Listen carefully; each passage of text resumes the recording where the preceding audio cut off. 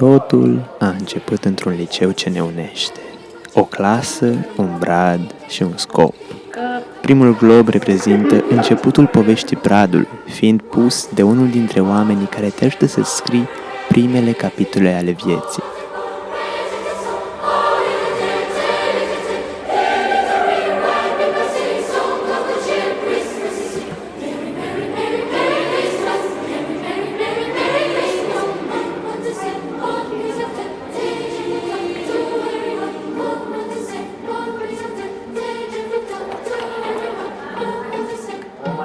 Chiar dacă apar neînțelegeri și viața te poartă în cele mai întunecate locuri, mereu vei găsi lumina.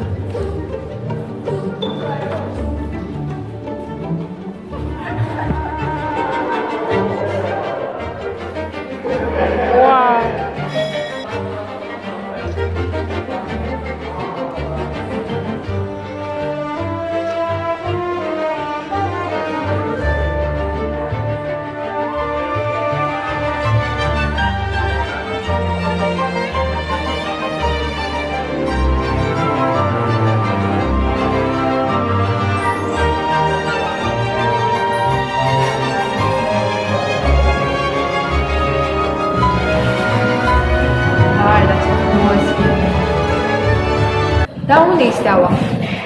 Dar nu trebuia să o duci tu? Da, nu trebuia să o duc cineva. Da, nu trebuia să o duc Ștefi. Nu trebuia să o duc Alexia. Deci că trebuia să o duc Giulia. Sau trebuia să o duc. Băieți, ce mai așteptați? După stea. Nu,